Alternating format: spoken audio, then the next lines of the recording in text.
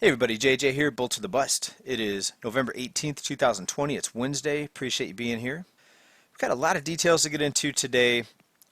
We're going to talk about Peter Schiff. He is basically being ridiculed into oblivion because of his calls on crypto versus gold. We're going to get into that. We're going to talk about more of the market propping. Let's start right here. Despite zero interest rates, near zero, QE and the economy never achieved real growth. So take a look here. This is the Fed balance sheet in this red orange line right here. The S&P 500 is the black line. Real GDP 3-year average growth rate though, that's right here. And what do you see?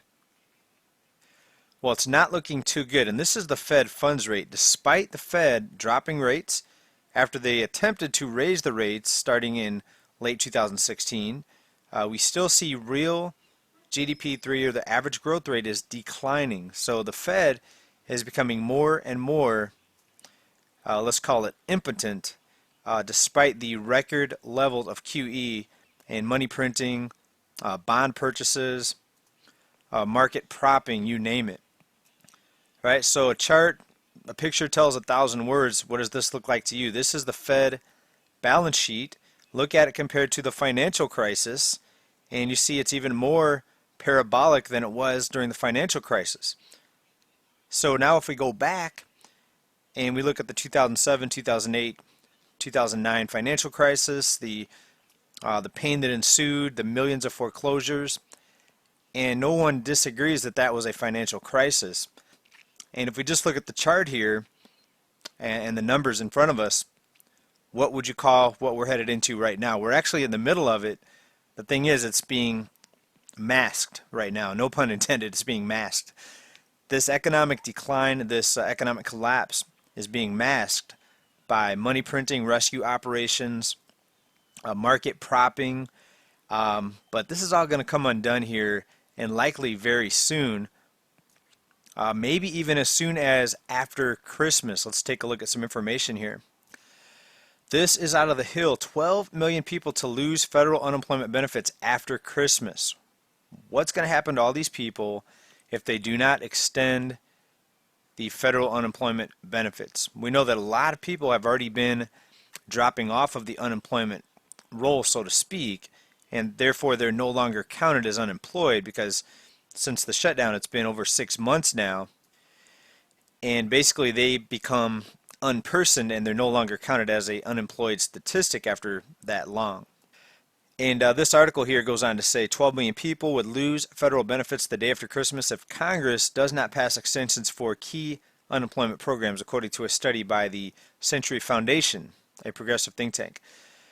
Now, do you think that all of a sudden, no matter who wins this election here, do you think there's going to suddenly be this cooperation between the left and the right? We're going to get stimulus passed for the American people. We're going to extend these unemployment benefits. Or are we going to see more of the same that we saw in the past few years? We're going to see left versus right, stalemate, no agreements, and we're going to see more of the rich getting richer, more of the stimulus being pumped into the large mega corporations, bailouts, QE to infinity, bank rescue operations, more deregulation. We'll have to see, but things are not looking very good for millions and millions of people in this country. Now, are you going to watch the 6 o'clock news and it's going to really tell you about all the people that are having struggles right now, all the unemployed people, all of the homeless people? I listened to an interview over on Robert Kiyosaki's channel. It was an interview with George Gammon. He's another financial economic YouTuber. And Gammon was saying that in Oregon, the homeless is so bad that the Starbucks there do not even attempt to keep the homeless out of the Starbucks. They said the employees were so burdened with the task of trying to keep the homeless people out of there, constantly in the bathrooms and using the bathrooms as bathing areas and things like that. Starbucks in Oregon, according to George Gammon, in his area, I guess it was Portland, no longer enforces it. So the employees, they were so burdened with trying to get the homeless people out of there that it took them away from their actual duties in serving their customers. So now, according to George Gammon, they left it up to the customers to get rid of the homeless people. right? So the customers are actually the bouncers in Starbucks, is the way that they put it. Pretty funny interview, pretty interesting interview. You might want to go check that out, Robert Kiyosaki's channel. But I haven't seen too much reporting at all on that, as far as the news that's put out there and pumped into millions of households. And that's another thing about this economic situation. You're not going to really hear about all the hardships, but they'll certainly put out there the numbers in the stock market.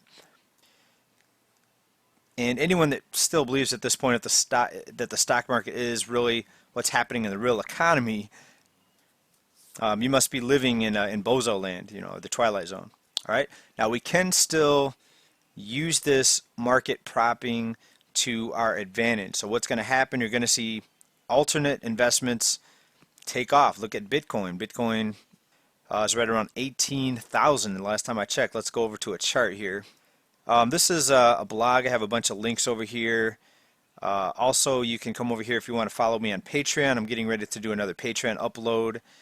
Just type in Bull Boom blog and it should come up here. But if you go all the way down, it's got a crypto and even got as high as 18,340.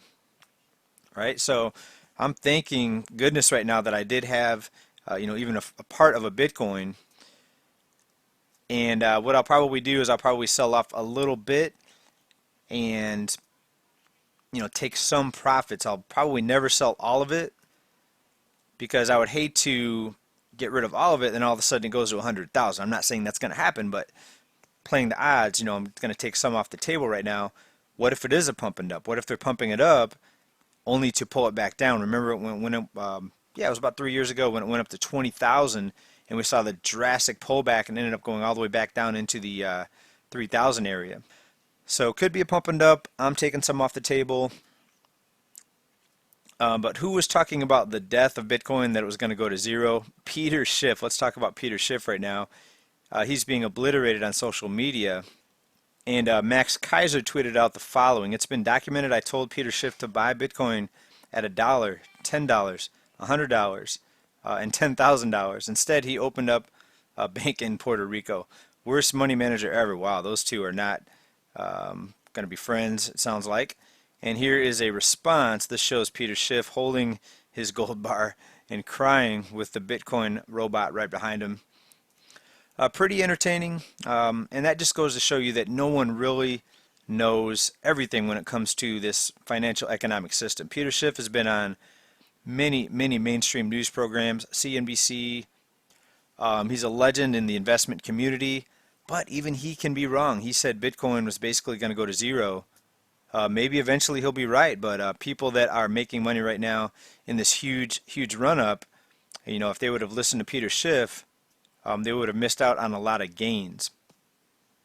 All right, again, it doesn't mean he's not going to be right eventually, and I love Peter Schiff. I love his analysis, but it just goes to show you that not everyone, even though they may be famous and successful, they're not always correct when it comes to all the different areas of investing and finance. Right, so the moral of this, I just want to say, is if you're up on paper, take some profits. Sell a fraction of it. If it goes up higher, guess what? You still have some that you're holding on to ride more upside. But if it does come down, if it crashes, what if they make it illegal?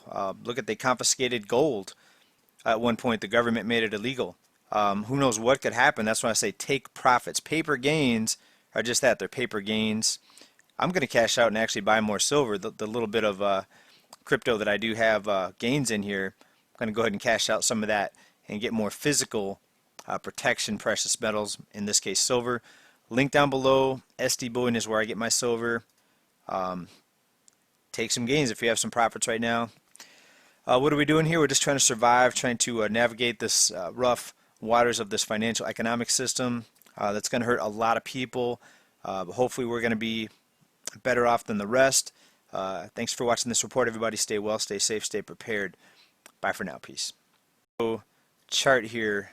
So Bitcoin 17,558. It did